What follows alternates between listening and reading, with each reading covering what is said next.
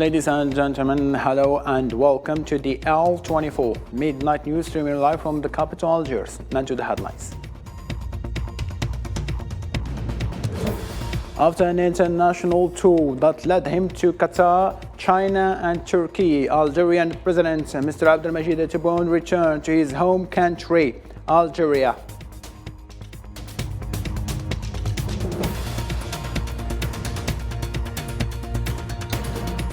In Sudan, at least 16 civilians were killed and in the exchange shelling between the Sudanese army and the paramilitary rapid support forces, South Darfur state on Friday.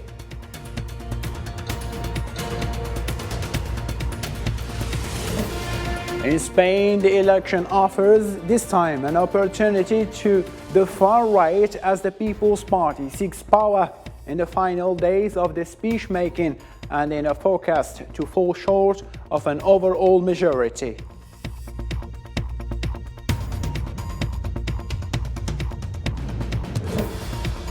In Russia-Ukraine conflict, at least 6 areas of the Belgorod region were shelled from artillery and attacked with kamikaze drones. Russia accuses Ukraine of using cluster bombs in the region.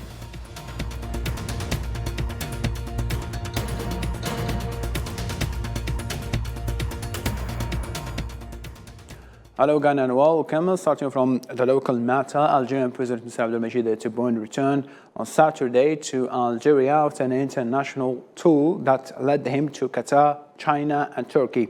Upon his arrival, the Algerian President was received at Houari Boumediene International Airport by Algerian Prime Minister Ayman Ben Abdurrahman, the Chief of Staff of the People's National Army General Saeed Chengriha, and the Director of Cabinet of the Presidency of the Republic, Mohammed Nadir Al-Arbawi.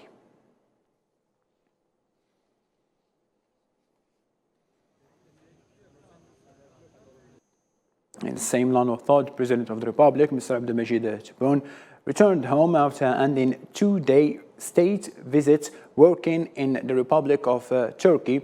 During the visit, President Tebboune held talks with his Turkish counterpart, Recep Tayyip Erdogan.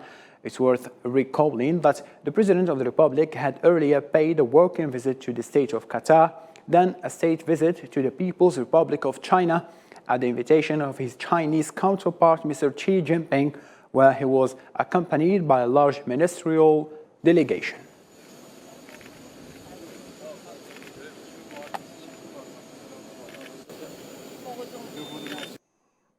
Also, Mr. Abdelmajid Tebboune, the Algerian president, was received on Saturday by his Turkish counterpart Recep Tayyip Erdogan at Sultan's Palace in Istanbul, Turkey. Following the reception ceremony, the bilateral meeting of the two presidents began and the talks dealt with bilateral relations, ways to enhance cooperation relations, as well as an exchange of views on current regional and global issues.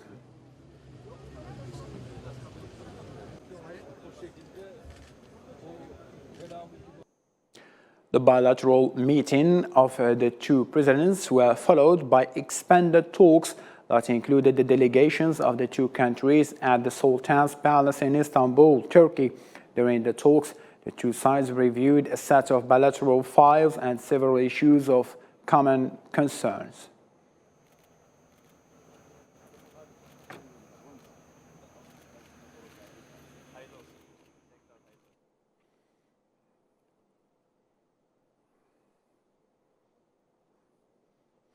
Also, the two leaders have renewed their determination to expand bilateral cooperation between the two countries towards new areas in light of President Erdogan's re-election for a new term.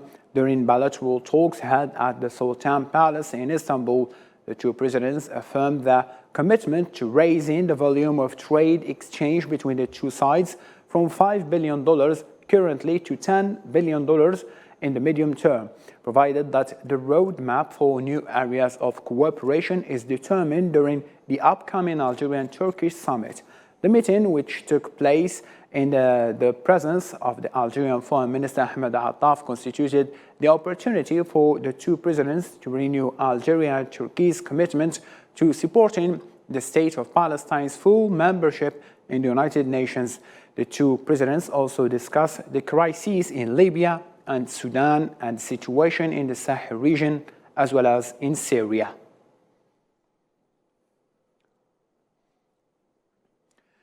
The talks held also by President Tebboune and his Turkish counterpart, Mr. Recep Tayyip Erdogan, were later extended to the delegations of the two countries at the Sultan Palace in Istanbul. During the talks, the two sides reviewed a series of bilateral files and several issues of common concern.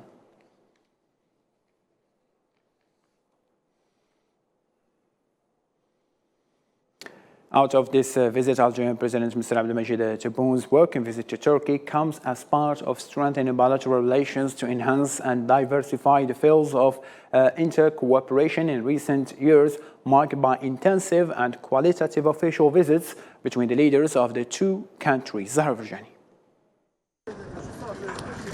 Algeria and Ankara share a sustainable and integrated economic partnership that is known for its growing cooperation amidst a volatile global economic landscape. The trade exchange between Algeria and Turkey witnessed a remarkable rise, moving from $3.3 billion in 2020 to $5.3 billion during the current year, which represents an increase of more than 30%. The two parties aspire through this accelerated pace to reach intra-exchanges of up to $10 billion by 2030.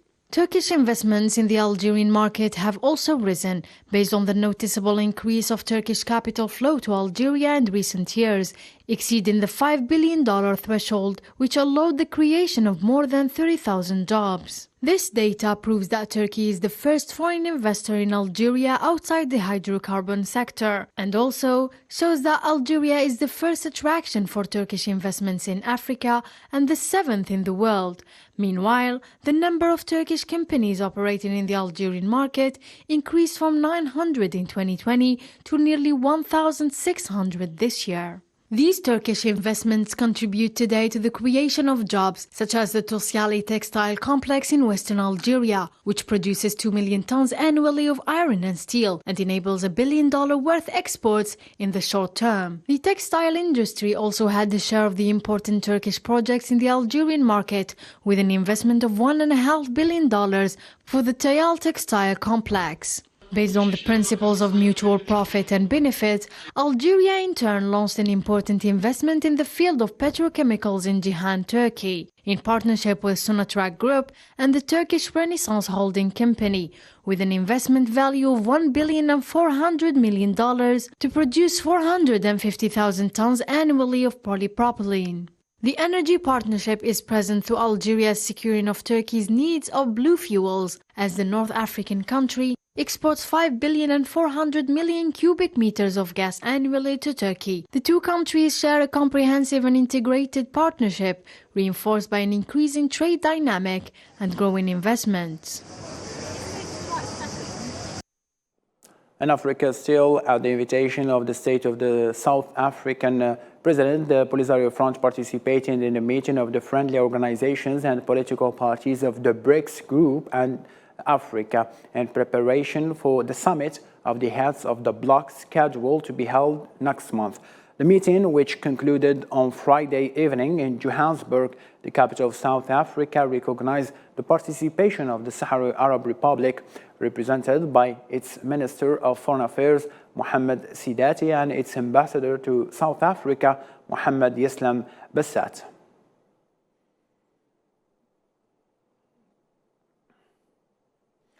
Moving on now to Europe. In Spain, more than 37 million voters cast their votes to choose their representatives in both chambers of parliament as part of early legislative elections initiated by the Prime Minister Pedro Sanchez, whereas opinions polls predicted that Sanchez would suffer a resounding loss, same as he did during the past local elections.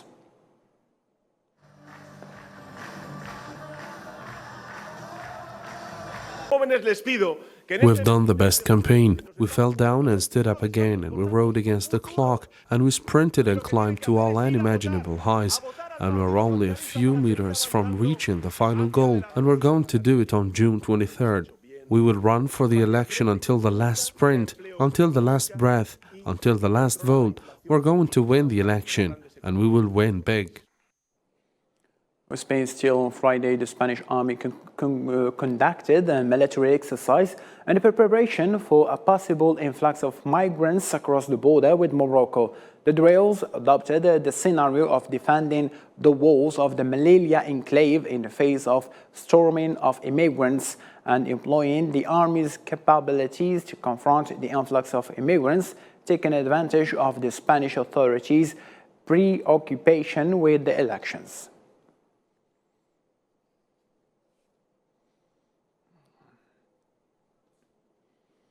The National Gendarmerie Command in Algiers announced that they have dismantled an international criminal network specialized in organizing illegal sea cruises for the third time in Iran in the west of the country. The same source added that the operation, launched after a detailed investigations, resulted in the dismantling of the network and the arrest of 16 people, including 15 Moroccans.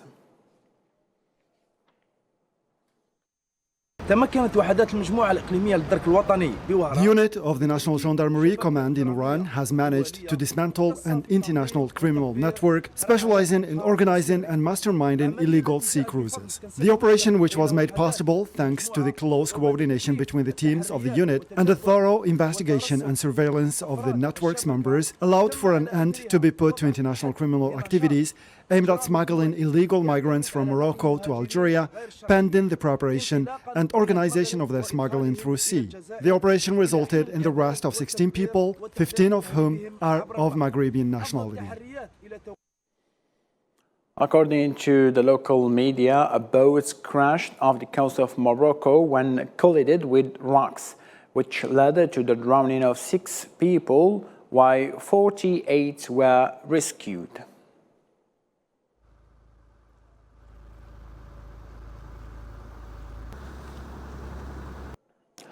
In the kingdom, still, the opponents of normalization in Morocco considered the upcoming visit of the Zionist Prime Minister to Morocco, Benjamin Netanyahu, at the invitation of King Mohammed VI as a tragedy of normalization and a provocation to the Moroccan people.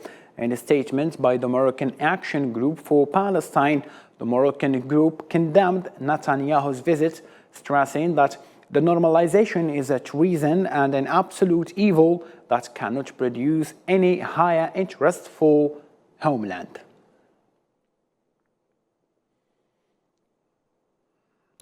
Mali's Constitutional Council ratified on Friday the new constitution, which was supported by more than 91% of the participants in the last referendum last month. The new constitution enhances the powers of the president and grants great status to the armed forces, as well as stressing national sovereignty. It appears that the draft constitution presented to the electors on 11th and 18th June 2023 has been adopted by the aforementioned voters. For this reason, the first article declares its adoption by the sovereign people of Mali. The draft constitution put the referendum on 18th June 2023. In Africa still, this time in Sudan's capital, Khartoum, gunmen attacked 18 members of aid workers group organizations, Doctors Without Borders, when trying to deliver medical supplies at a time when UN urged the armed men to stop their violence immediately. More with Selma Nosib. Armed men violently assaulted a team of 18 people working for the global aid organization Doctors Without Borders as they tried to deliver supplies to the Turkish hospital in southern Khartoum, where hundreds of patients, including many children, are currently undergoing treatment. After arguing about the reasons for MSF's presence, the armed men aggressively assaulted our team, physically beating and wiping them. They detained the driver of an MSF vehicle, threatened his life before releasing him and stealing the vehicle. Meanwhile, the United Nations has expressed its concern about what it called the continued attacks against healthcare workers in Sudan. For his part, the UN spokesperson, Stéphane Dujarric, called on the armed men to stop the violence immediately. The UN Office for the Coordination of Humanitarian Affairs is horrified by reports that a Doctors Without Borders team was attacked by armed men in Khartoum. They must stop now. The World Health Organization has verified more than 50 attacks on healthcare facilities since the outbreak of conflict in Sudan on the 15th of April. It's important to mention that Doctors Without Borders is one of the few international medical humanitarian organizations still present in the capital, supporting hospitals in East and South Khartoum and its twin city of Omdurman since the war broke out on April 15th. In the same matter, as local lawyers union reported that racked fire struck houses in Sudan's war-torn western Darfur region, resulting in the tragic death of at least 16 civilians. According to the commission, the battles in Nayala are taking place over the heads of citizens as there was random shooting in the streets and houses.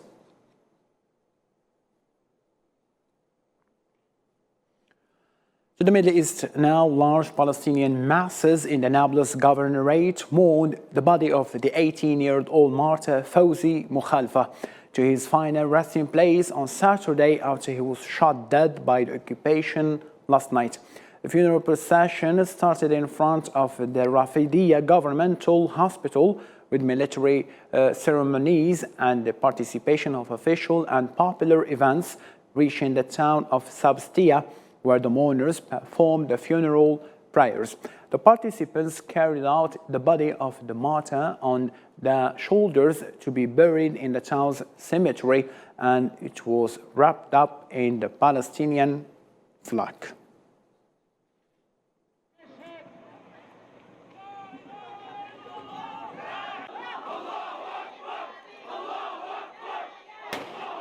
What happened yesterday in the town of Sebastia is a cold-blooded execution without justification. The area had not witnessed any confrontations or security issues of any kind. The occupation's army was present in this area and was deployed amidst the houses and the olive groves. They fired more than 50 bullets at the car, which led to the death of the martyr Fawzi Mukhalfa and the injury of Mohammed Omar Mukhaymar. There was no reason for the shooting. Several thousand Iraqis demonstrated in Baghdad on Saturday over the burning of the Quran during an anti-Islam protest in Sweden and Denmark, in a gathering called by ruling Iraqi parties and armed groups. More detailed with Usama Yadi.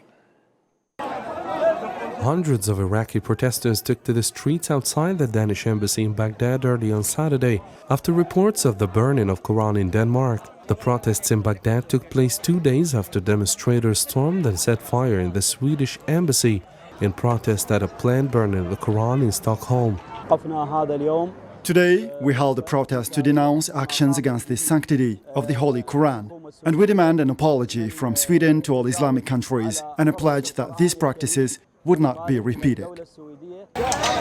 Security forces pushed back protesters who blocked the Jumhuriya bridge leading to the heavily fortified Green Zone area, firing tear gas at protesters and preventing them from reaching the Danish embassy.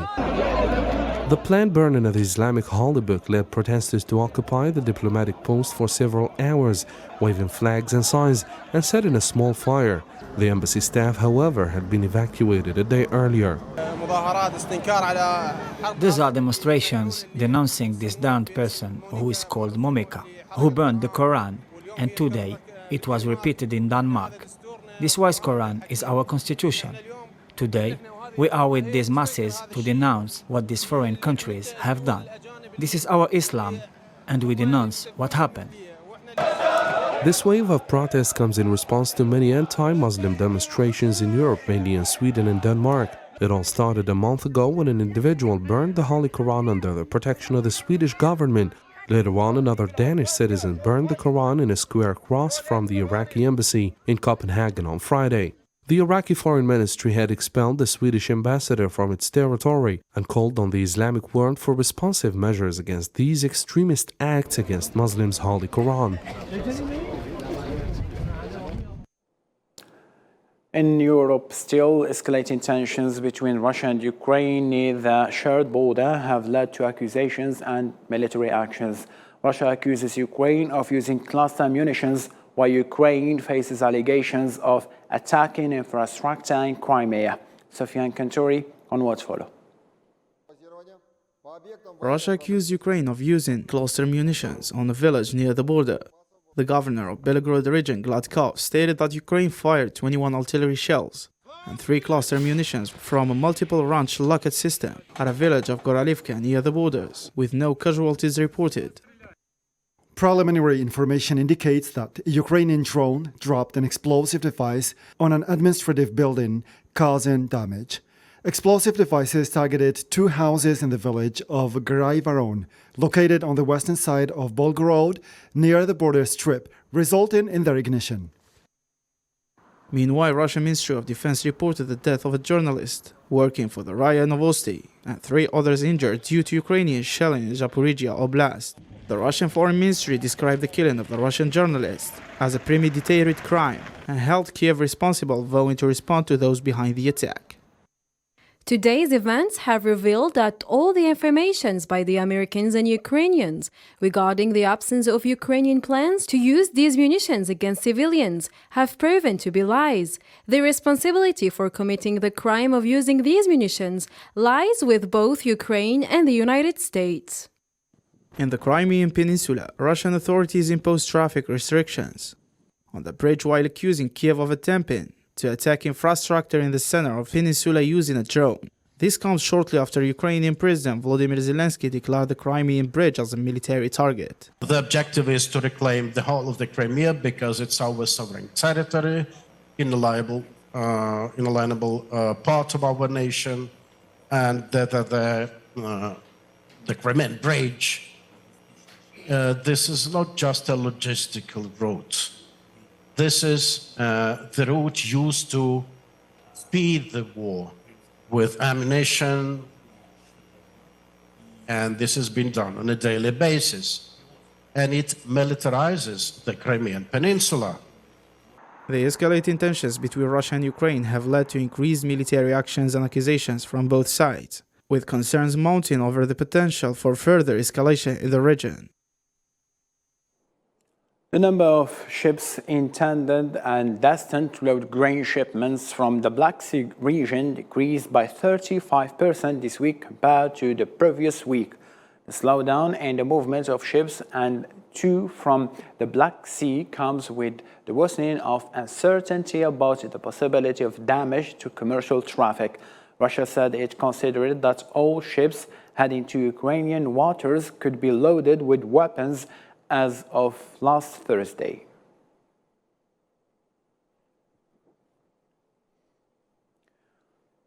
Ending up our news bulletin with sport, event and news. The Algerian champion Suleiman Moula finished second in the 800 meters race with a time of 1 minute and 43 seconds and 40 parts of a second. This is within the activities of the 9th round of the Diamond League Athletics meeting in Monaco, while his fellow citizen Jamal Sejati came fourth with a time of 1 minute, 43 seconds and 88 parts of a second. Mohamed Al-Tahar Tariqi came third in the triple jump with a jump of 17 meters and 32 centimeters, thus ensuring the Algerian athletes qualified for the 2024 Paris Olympics.